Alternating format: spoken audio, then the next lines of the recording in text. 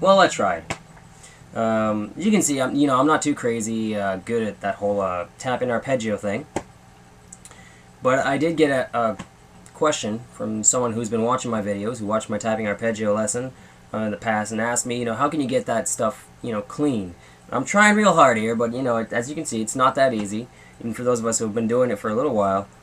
And I'm working real hard on getting it down.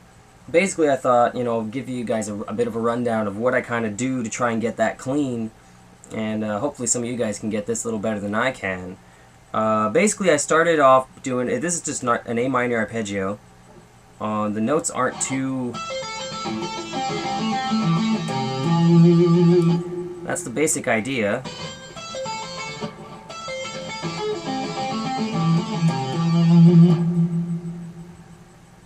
Basically, you come down, and to get this clean, I can't stress playing it slow first more than anything else.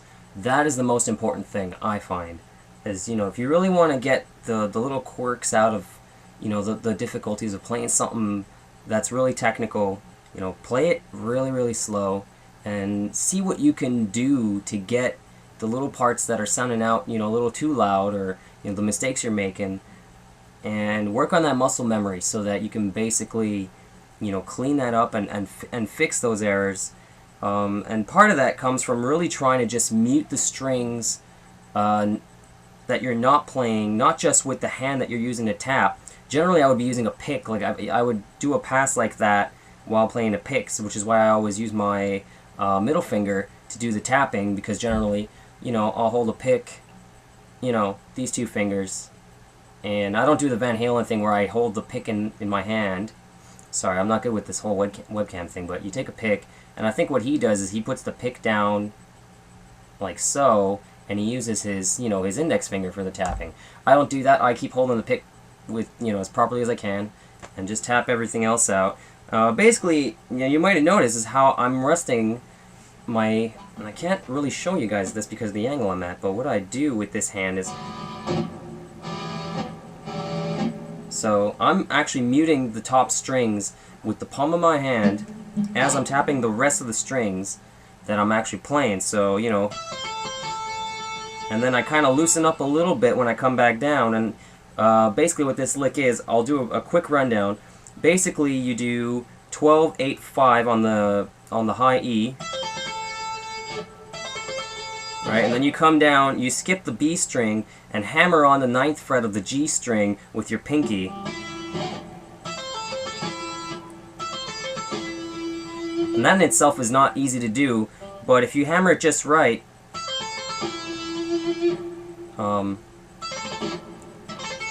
sometimes you will get a string noise from that B string, but I'm trying to work on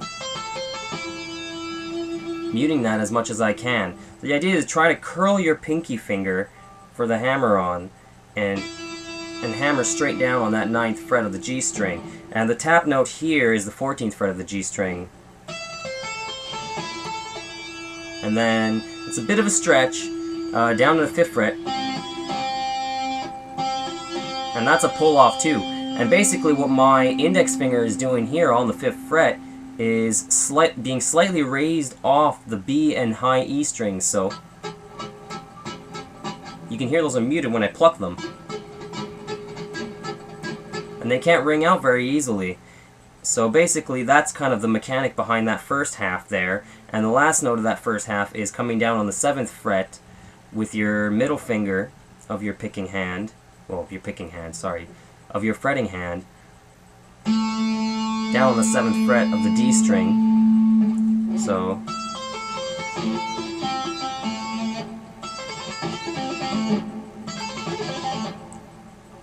and then this is where I start to get tricky, because this is the second part of the lick that I just decided, okay, well, let's do something different today and give myself a challenge. And basically from that hammer on you do on the 7th fret, then you come up and tap with your index finger on the 10th fret of the D string. And this part's really tricky here. Your index finger is still free. Your other two fingers are no option here. So to complete this arpeggio properly, what I do is I hammer straight down to the 7th fret of the A string. And if you can do it just right,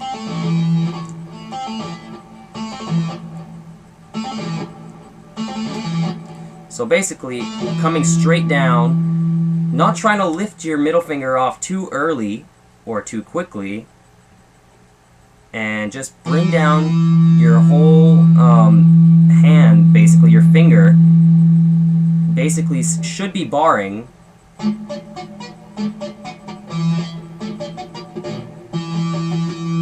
Basically barring and muting the higher 4 strings that you're not touching at this moment. And then your tapping finger comes up to the 12th fret and pulls off again. And then the easiest part of there is the hammer onto the 8th fret of the D, the low. I usually play and drop D, the low E string if you tune in standard. And then the 12th fret again. So if you put that all together,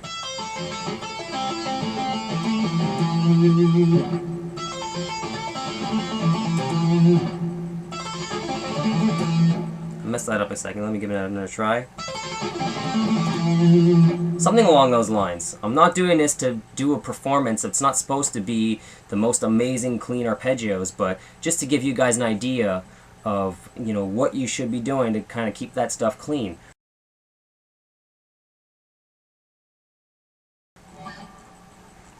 Alright, so basically as an afterthought, what I wanted to do was give you guys 2 more ideas, and essentially they're the same kind of idea. They work with the same timing and, you know, same, you know, over the same beat and whatever of the minor arpeggio I just showed you, just incorporating the same tapping ideas over different chord structures. The first one I'll show you real quick is the diminished 7 idea, and it'll sound very familiar because in my original tapping video I used that in between the minor arpeggio licks that I was playing in there too. So essentially this one is also within, let's say, the same key, so to speak. This is a much more simple idea in terms of tapping, although not necessarily easier in terms of keeping it clean. So basically it'll sound something like this.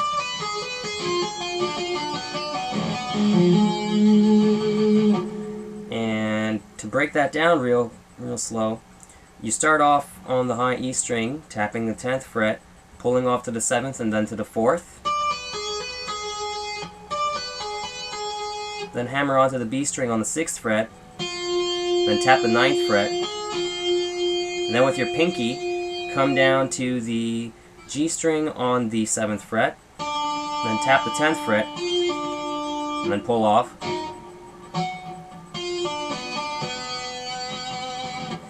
And essentially, if you'll notice, that's the same pattern that was on the high E string that you played just before. And then when you come down to the D string, what you do is with your middle finger, hammer onto the 6th fret, tap the 9th fret and pull off. And then with your pinky again, come down to the 8th fret of the A string, and then tap the 11th fret. So basically,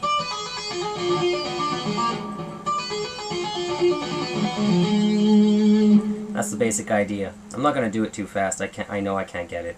I'm just not that good. But I won't cheat you guys out of another idea, so I'll give you another one. And this one is a major arpeggio, and I found this is probably the best one to practice if you're just starting out with the whole tapping arpeggios thing. And essentially, very simple pattern, so it's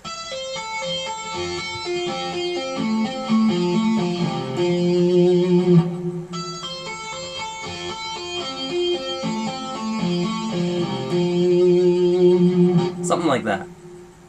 And essentially how this goes, starting off the same way that the minor arpeggio does, you tap the 12th fret, pull off the 8th fret and the 5th fret. But instead of doing the whole string skipping thing like you do with the minor arpeggio, what you do is you hammer on the B string on the 6th fret, then tap the 10th fret and pull off, and then hammer onto the 5th fret of the G string, then tap the 10th fret on the G string, and pull off, and then hammer onto the 7th fret of the D string, and then the 10th fret and pull off. So essentially, that's a little bit easier there because you got 3 adjacent strings where you're tapping the same fret number. But then it gets a little bit tricky again, so you use your pinky to tap the 8th, to hammer the 8th fret of the A string, tap the 12th fret and pull off. And then the way I do this is usually I feel like I have a lot more strength in my middle finger than I do with my ring finger at this point because of the way my pinky is down on the A string. What I do is I, just sort of swing it down onto the 8th fret of the E string and then tap the 13th fret. So,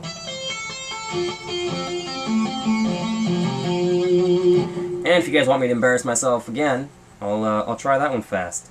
Just give me a second here. Yeah.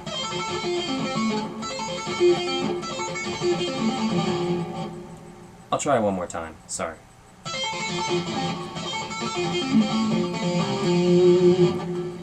Just can't do it. It's too fresh in my mind, so I'm gonna have to work on that one again. So as you can see, I got a lot to work on as well. So a lot of you guys that think I'm really out there crazy. No, man, I still got work to do. I got a hell of a lot of work to do, and I'll always have a hell of a lot of work to do. But hey, for now, I hope you guys enjoyed this this video. It's definitely given me a hell of a challenge to, giving me a little something to work on here with tapping arpeggios and all that. So I hope you guys got something out of this. Hopefully you guys can, take what I just shown you and kind of, fly with it and, show me up sometime about it. I'd like to see some response videos on this and the stuff that I'm showing you and show me how it's done. That would be kind of cool too. So for now, yeah, this is Bernie the Shredder. One more lesson. Take care. Keep on shredding.